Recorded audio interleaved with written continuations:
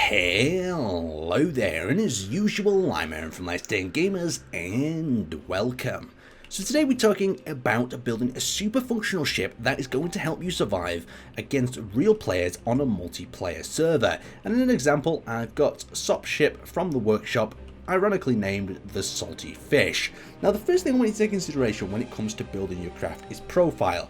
However big your ship is, if it's for a crew of 5 or a crew of 1, the profile is what you will be presenting to the enemy. And as you can see, we've got this very long drawn out rectangular shape. But something to bear in mind is just how thin this shape is. If an enemy ship does fire a volley of missiles at us, it's very likely that some of the missiles are going to miss. And the profile is very tight and very small at the front as well. So you can see the actual thrusters themselves are protected by this armoured slab from this particular angle. They're still exposed at the front, but this is a great way of also storing rocket pods and other things, because if missiles are coming towards the front of your ship, you can easily avoid them by shifting your movements up and down, since your profile is so small.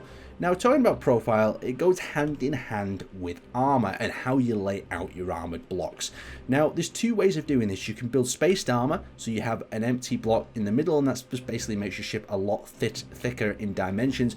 Or you can stick all your armor blocks together, or you could even invest in heavy armor blocks. That's going to make the weight of your ship rise up a hell of a lot. My recommendation is go with light armor, but go with 2 layers of it, and go with it in critical areas. So for instance, in this particular area where we have got 2 layers of armor thickness, we have this backup thruster area. Now, talking a little bit about thrusters, there's a lot of different things you can do with them. You can stick them on the outside of your ship, but they will be targeted by turrets first. But if you put them on the inside like this, they are protected by the armor. But there's a few things you need to take into consideration. How much distance will each thruster need so it doesn't burn or destroy anything on the inside?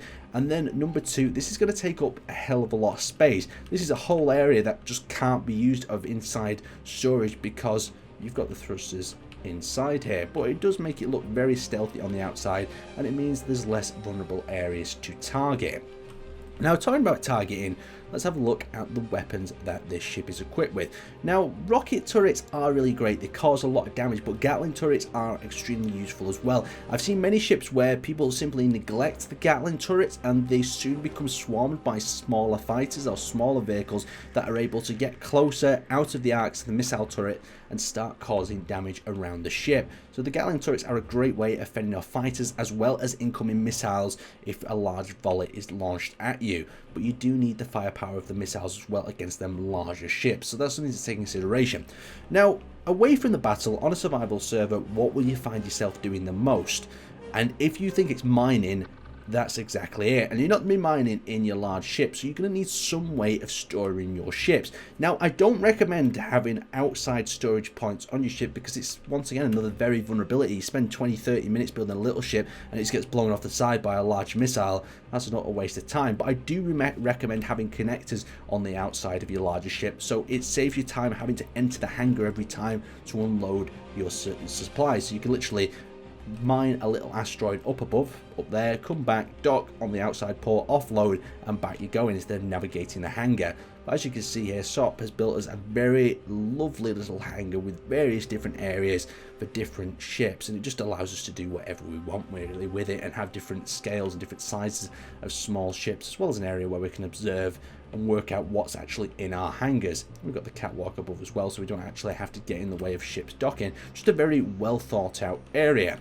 Now, the next stage is performance. With the multiplayer update hopefully coming sooner or later, we'll have to see what sort of performance we're getting, but the biggest performance issue I've noticed with larger ships does tend to be with their lighting. If you stick too many lights in the inside, you spec too many spotlights, get a bit too crazy with it, then you cause a lot of issues. Now, one of the final topics I really want to cover about large ships is your rear thrusters. These are the thrusters that are going to be powering you toward targets. And if these are eliminated, then you're going to be pretty much dead in the water, or you're going to be forced to reverse and slow down. So you can see we've got this large thruster housing that's very well protected. It goes quite deep into the hull, so missiles will collide with these other components, these other pieces of metal before they go straight in there. Now, one more thing I nearly forgot to mention was the bridge of the ship itself.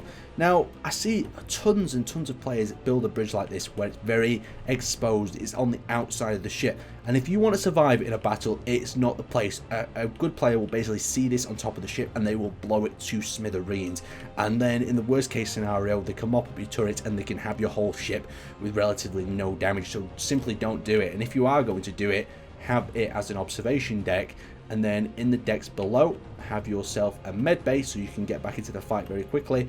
And it's very important to also have a locked away cabin. So if I come back into this area like so, sorry for being a little bit disorientating, but if we drop down there, we enter into the secure bridge. So you can see what they've actually done here is they've added 2 layers of airtight blast doors. Now this is great because if someone gets aboard your ship, and you'll be surprised, in the midst of a battle you could be fighting one ship and then the next minute you find out someone's aboard and you haven't installed any interior turrets, so he's wandering around starting to grind down components and turning parts of your ship offline. But if you got to your bridge, then you would be in another level of trouble. Let the rest of the crew deal with the border while you can pilot safely from a secure area that is well armored and protected. Now, the final factor of your ship is going to be the refinery and the cargo capacity. It's important to have a suitable refinery for the size of your ship. If you're going to need a lot of pieces sort of replaced and rewelded, then you're going to need a much larger refinery area. So if we actually have a look in the SOPs one, and we come to this deck area, that is the connectors, and up above, as we saw before, this is his cargo storage area, so it's all in one particular section. We've also got the reactors in here, and you can see how he's got a redundant amount of reactors, so if one does go down, he can get his ship back online. And that leads us to the point of having a lot of your wiring quite exposed. So you can see all these conveyors that he's stuck in these various points. This basically means that if something is broken, we can physically see it. It's not trapped behind a wall. A lot of really beautifully interiorly designed ships, things will blow up behind the wall and you just simply won't know they're broken. You'll see it on a control panel and you'll wonder how you can access it, and then next minute you're stuck. You don't know where the component is in your ship. Having them all visible like this will allow you to fix the thruster on the fly if you need to from inside the safety of your ship in the midst of a battle. So there's just a few things I want you to take into consideration. If you think I've missed any, add them into the comment section below, and also check out the ship on the workshop. Thank you for watching, and I will see you